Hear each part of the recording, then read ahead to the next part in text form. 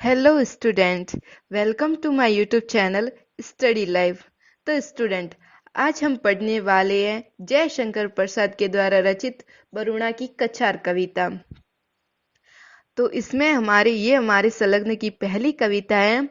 तो बरुणा की कछार। तो बरुणा उस नदी का नाम है जिसके किनारे बनारस बसा हुआ है, और उसकी कछार, कछार का मतलब होता है किनारा।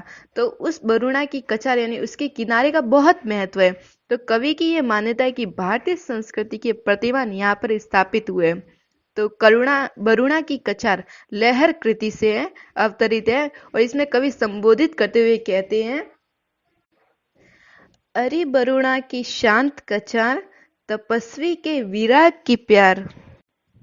तो जयशंकर प्रसाद है बरुणा की शांत कछार का गुणगान करते हुए कहते हैं कि यह शांत तट है, और इस तट से हमेशा तपस्वियों को प्यार रहता है।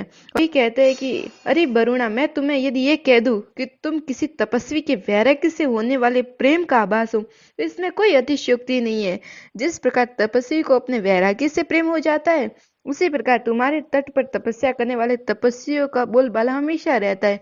और वरुणा की शांत कछार उन तपस्वियों के वैराग्य को कम नहीं होने देती। आगे कवि कहते हैं, सतत व्याकुलता के विश्राम, अरे ऋषियों के कानन कुंज, जगत नश्वरता के लघु त्राण, लता पादप सुमनों के पुंज। तुम्हारी कुटियों में चुपचाप चल रहा था उज्जवल व्यापार, स्वर्ग की वसुधा से सूची संधि गूंजता था जिससे संसार। तो इसमें पहली लाइन में बताया, सतत व्याकुलता के विश्राम, अरे ऋषियों के कानन कुंज। यानी इस संसार में सुख से दुखी प्राणियों के विश्राम की स्थली है ये कछार।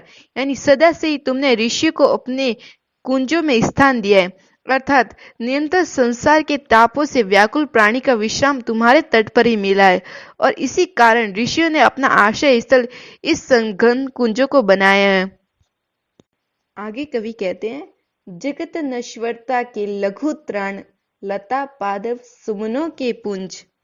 यानी इस नश्वर जगत के प्राणी तुम्हारी लता, पादप और सुमनों, सुमन का अर्थ होता है गाइस फूलों, तो फूलों से भरे पुंजों में अपनी कुटिया बनाकर रहते थे और शांत जीवन व्यतीत करते थे। ये जगत नश्वर है, इसी रहस्य को अभी तुम्हारे तट पर ही जाना गया है, और थोड़ा सा भी जीवन जो बाकी है ना, वो तुम्हारे तट पर ही मिला है।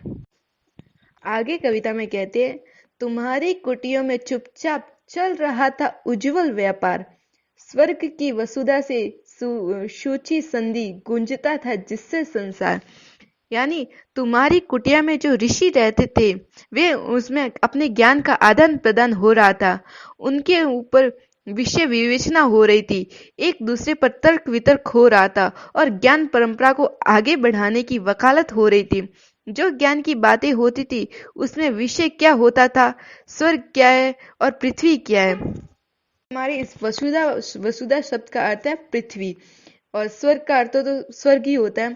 तो इसमें जो ऋषि है वो एक दूसरे से तर्क वितर्क करते थे और ज्ञान की बातें कहते हुए कहते थे कि स्वर्ग क्या है और पृथ्वी क्या है। यानी स्वर्ग जहाँ आदर्श है तो पृथ्वी यथार्थ है।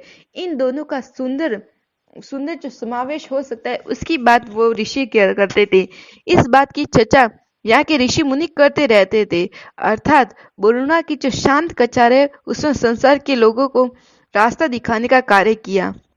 मैं स्वर्ग और वसुधा के बारे में बताया, और जो संसार में जो उस उज्जवल व्यापार का मतलब होता है कि अच्छा व्यापार, यानी शिक्षा के क्षेत्र में और अच्छे अच्छे विषयों पर जो व्यापार, वो इन बरुणा की जो कछार है उसके तट पर होता रहा। तो गाइस, हमारी ये वाली कविता पूरी हो गई है। तो इन पंक्तियों में कौन कौन सी चीजें खास है, तो मैं वो आपको बता देती हूँ कि प्रथम दो पंक्तियों में उपमा अलंकार तथा शेष पंक्तियों में अनुप्रास का प्रयोग हुआ है और खड़ी बोली का प्रयोग हुआ है, लेकिन बहुत गहराई के साथ खड़ी बोली का प्रयोग किया गया है। तो अब हम आगे वाली कविता पढ़ते हैं। कुंजों में तल्लीन दशकों के होते थे वाद, देवताओं के प्रादुर्भाव, स्वर्ग के सपनों के संवाद, स्निग्ध तरु की चाय में बैठ परिषदें करती थी सुविचार, भाग कितना लेगा मस्तिष्क, हृदय का कितना अधिकार, अरे बरुणा की शांत कछार, तपस्वी के विराट की प्यार। तो गाइस हमारे अभी पूरा पढ़ लिया, तो हम दो का पहले मैं हिंदी अनुवाद बता देती हूँ आपको। तो पहले हम पढ़ते हैं पद। तुम्हारे कुंजों में तल्लीन दर्शकों के होते थे वाद, देवताओं के प्रादुर्भाव स्वर्ग के सपनों के संवाद। तो इसमें बताया गया है कि बरुणा की जो शांत कछार है वो भारतीय संस्कृति को महत्व प्रकट करते हुए कहते हैं कि उन संगन कुंजों, कुंज कुंज का अर्थ होता है बगीचे गाइस, तो कुंजों यानी बगीचों में तल्लीन होकर, तल्लीन यानी पूरा मग्न होकर जब वो एक दूसरे से वाद विवाद करते थे, तो ऐसी भूमि पर अनेक देवताओं का प्रादुर्भाव हुआ। अर्थात तुम्हारे कुंजों में तल्लीन होकर दर्शक वाद विवाद करते थे और कहते थे जीव क्या है, मोक्ष क्या है, तत्व क्या है, आत्मा क्या है, परमात्मा क्या है और उनके प्रश्न क्या होते, देवताओं का जन्म कैसे होता है, स्वर्ग के सपने क्या होते हैं, उन सपनों को कैसे प्राप्त किया जाता है, इन बात की वो संवाद करते रहते थे। अर्थात संवाद करते रहते थे। आगे की मैं पंक्ति पढ़ती हूँ और फिर उसका अनुवाद बताती हूँ। स्निग्ध तरु की छाया में बैठ परिषदें करती थी सुविचार, भाग्य कितना लेगा मस्तिष्क, हृदय का कितना है अधिकार। तो अभी मैं इसका अनुवाद करूँ उससे पहले बता दूं कि तरु का अर्थ होता है गाइस पेड़। तो आगे हम पढ़ते हैं। पेड़ों के नीचे बैठकर परिषदें होती थी और परिषदें विचार करती थी संसार में मनुष्य के कर्तव्य क्या है, ये मानव शरीर के मन और हृदय का कितना अधिकार होना चाहिए, अर्थात मनुष्य की आत्मा को मन के अनुसार कितना चलना चाहिए और हृदय के अनुसार कितना चलना चाहिए, और इन बातों से गहराई से विचार किया जाता था।